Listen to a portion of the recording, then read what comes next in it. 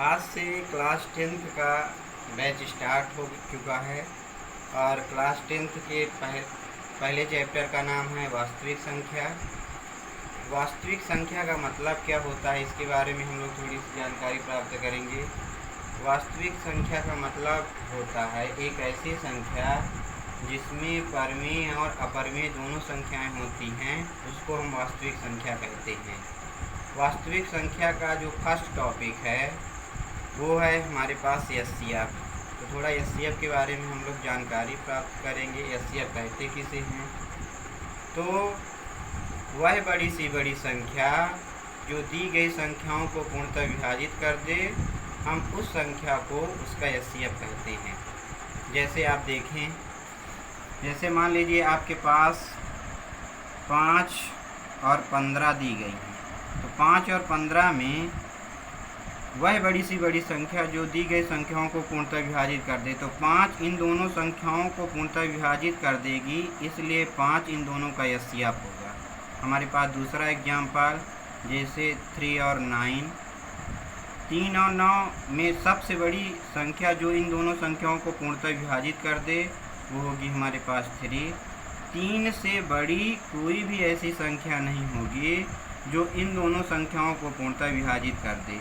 जैसे आप और एग्जाम्पल लेंगे, जैसे हमारे पास 15 और 25, तो इसमें सबसे बड़ी संख्या जो इन दोनों को पूर्णतः विभाजित कर दे, तो 15 और ये हमारे पास कितना होगा, हमारे पास 5 होगा। तो कहने का मतलब हमारा ये है कि वह बड़ी सी बड़ी संख्या जो दी गई संख्याओं को पूर्णतः विभाजित कर दे, उसको हम उसका एचसीएफ कहते हैं। अब रही बात, ये तो जर्नल मेथड हो गई, लेकिन हमको इस चैप्टर में जो पढ़ना है, आराम से रिकॉर्डिंग करें, ठीक है ना। जो हमें इस चैप्टर में पढ़ना है वो पढ़ना है हमें एचसीएफ निकालने के लिए, और यूक्लिड विभाजन नियम से एचसीएफ पढ़ना। क्या पढ़ना हमको? यूक्लिड विभाजन नियम से एचसीएफ निकालना। ये तो हमारे पास जर्नल मेथड हो गई, हमें यूक्लिड विभाजन नियम का प्रयोग करना है। यूक्लिड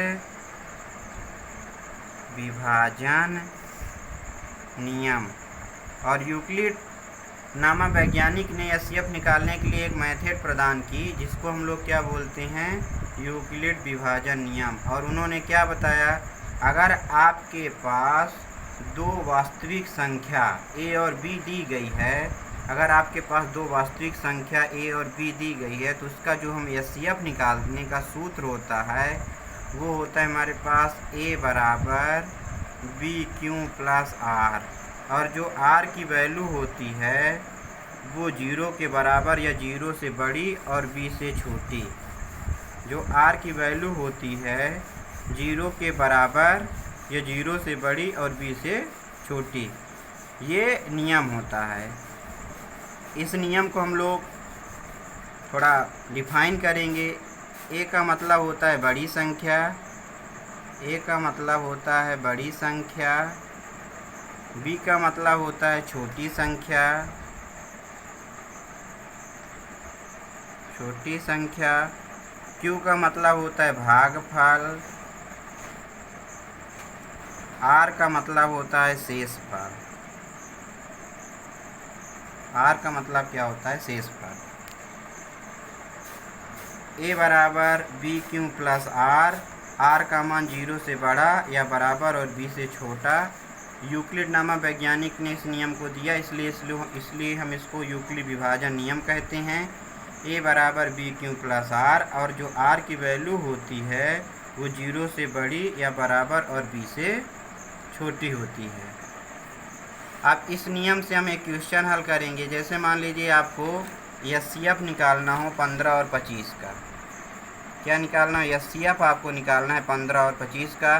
तो यहाँ पर जो सबसे बड़ी नंबर है 25 है, इसलिए हम उसे a मानते हैं। तो यहाँ पर लिखेंगे माना a बराबर 25 और b बराबर 15। ध्यान से थोड़ा समझेंगे। a बराबर 25 और b बराबर 15। यूक्लिड नियम से, यूक्लिड नियम से, और यूक्लिड नियम से हमारे पास a बराबर कितना है 25 और b बराबर 15। यूक्लिड नियम क्या होता है, a बराबर बी क्यू प्लस आर, और r की जो वैल्यू होती है वो 0 से बड़ी या बराबर b से छोटी। a का मान हमारे पास दिया 25, b का मान 15। अब जो क्यू की वैल्यू निकालनी है हम उसको डिवाइड करेंगे। यहाँ आप देखेंगे ध्यान से, ये हो जाएगा हमारे पास 25 और यहाँ पर हम लिखेंगे 15। इसको एकदम क्लियर देखेंगे, 15 से जब हम डिवाइड करेंगे 1 आएगा, यहाँ पर हम लिखेंगे 15, इसे घटाएंगे, यहाँ पर बचेगा 10। तो यहाँ पर इसको हम लोग क्यों बोलते हैं, इसको हम लोग क्यों मतलब होता है भागफल। यहाँ पर 1 प्लस शेषफल कितना है हमारे पास 10, शेषफल कितना आ गया हमारे पास 10। अब इस नियम का हम तब तक प्रयोग करते हैं जब तक कि r की वैल्यू 0 ना हो जाए। इस नियम का हम प्रयोग तब तक करते हैं जब तक कि r की वैल्यू 0 ना हो जाए। पुनः प्रयोग करेंगे तो पुनः यूक्लिड नियम से, यूक्लिड नियम से, और यूक्लिड नियम से हमारे पास क्या है, a बराबर 15 और b बराबर 10, a बराबर 15 और b बराबर 10। तब a बराबर सूत्र होता है B Q plus R. a की वैल्यू हमारे पास दिया है 15, b की वैल्यू 10 × 1। अब आप डिवाइड कर लेंगे, यहाँ पर कितना हो जाएगा 5। अभी भी r 0 के बराबर नहीं है, और r 0 के बराबर नहीं है तो हम पुनः इसका इस्तेमाल करेंगे, पुनः यूक्लिड नियम से। और यूक्लिड नियम से हम पुनः जब इस्तेमाल करेंगे तो a बराबर कितना होगा हमारे पास, a बराबर 10 और b बराबर 5। सूत्र होता है a बराबर B Q plus R. a की वैल्यू इस बार हमारे पास 10 है, b की वैल्यू 5। जब डिवाइड करेंगे तो यहाँ पर भागफल 2 आएगा, शेषफल 0 आ गया। जब शेषफल 0 आ जाता है वहीं से ये नियम पूरा माना जाता है।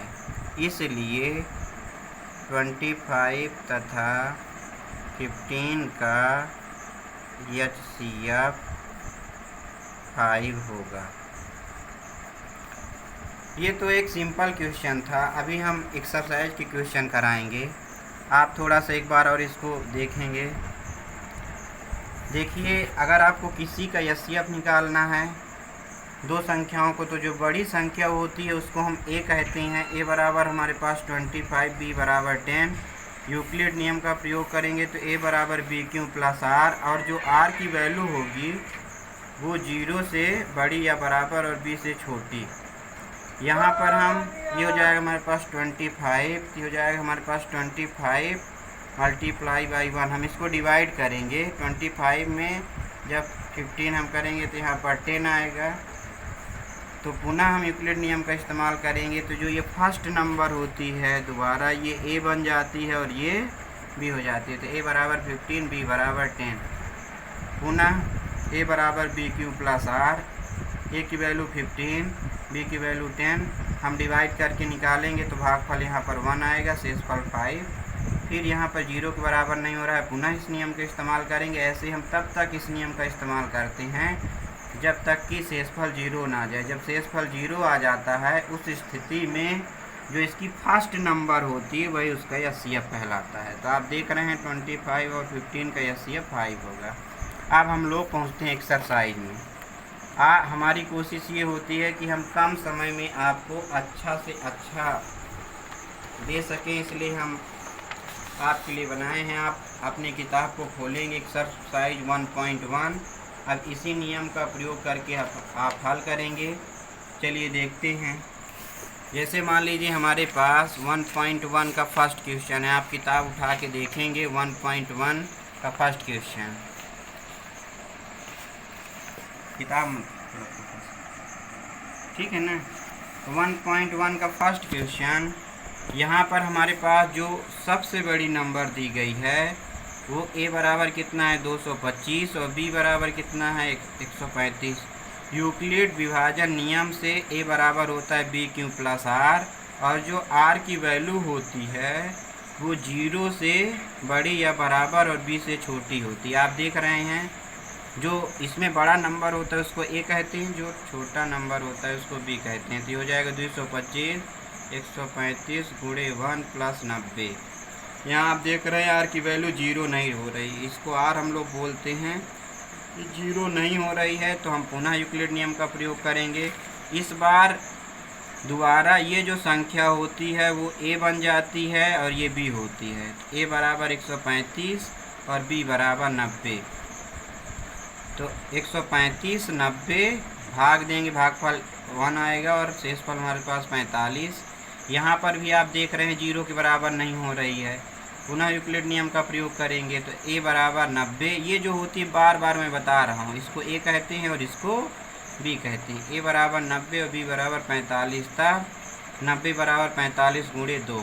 अब आप देख रहे हैं शेषफल 0 आ गया। जब ये शेषफल 0 आ जाता है, बार बार देखिए ध्यान से, जब शेषफल 0 आ जाता है उस स्थिति में वहीं से आपको इक्वेशन पूरा माना जाता है। और आप देखेंगे ये जो नंबर होती है 45 वही इसका एचसीएफ होगा। इस प्रकार आप देखेंगे 225 तथा 135 का एचसीएफ 45 होगा। पुनः एक और क्वेश्चन मैं ले रहा हूँ 1.1 का दूसरा क्वेश्चन। हमारे पास जो बड़ी नंबर है 38,220 और b बराबर कितना 196। यूक्लिड विभाजन नियम से, यूक्लिड विभाजन नियम आपको पढ़ा चुके हैं, सूत्र होता है और ये सूत्र होता है a बराबर b क्यू प्लस r, और r की वैल्यू 0 से बड़ी या बराबर और b से छोटी। हम इसका इस्तेमाल करेंगे, इसको हम लोग a कहते हैं और इसको b। भाग देने भागफल इतना आएगा। यहाँ पर पहली ही बार 0 आ गया तो हमको आगे बढ़ाने की कोई भी ज़रूरत नहीं है। उस स्थिति में इसका जो एचसीएफ होगा कितना होगा हमारे पास 195। तो 1.1 का क्वेश्चन नंबर फर्स्ट पूरा हुआ। फिर हम लोग पहुँचते हैं क्वेश्चन नंबर सेकंड में। और क्वेश्चन नंबर सेकंड आप देख रहे हैं, कह रहा है दर्शाइए कोई भी धनात्मक विषम पूर्णांक 6q plus 1, 6q plus 3, 6q plus 5 के रूप का होता है। कोई भी धनात्मक विषम पूर्णांक जो होता है वो होता है 6q plus 1, 6q plus 3, 6q plus 5 के रूप का होता है। तो हम मान लेंगे, माना a कोई धनात्मक विषम पूर्णांक है तथा b बराबर 6। अब b बराबर 6 ही हम क्यों ले रहे हैं, क्योंकि यहाँ पर जो दिया गया है क्वेश्चन में हमें सिद्ध करना है 6q प्लस 1 और 6q प्लस 3 और 6q प्लस 5 के रूप का होता है। तो अगर एक घाती पद दिए होते हैं विषम दे अथवा सम दे, उस स्थिति में हम q के साथ जो भी नंबर जुड़ी होती है उसी को हम b बराबर लेते हैं। तो b बराबर यहाँ पर हम 6, तब यूक्लिड विभाजन नियम से a बराबर b क्यू प्लस r और r की वैल्यू 0 से बड़ी या बराबर और b से छोटी। तो b की वैल्यू 6 दिया है तो 6 से कम पूरे नंबर लेना है, इसलिए r का मान 0 1 2 3 4 5।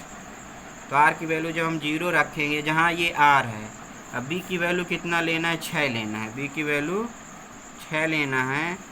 r की वैल्यू जब 0 रखेंगे तो r बराबर 6q। जब r की वैल्यू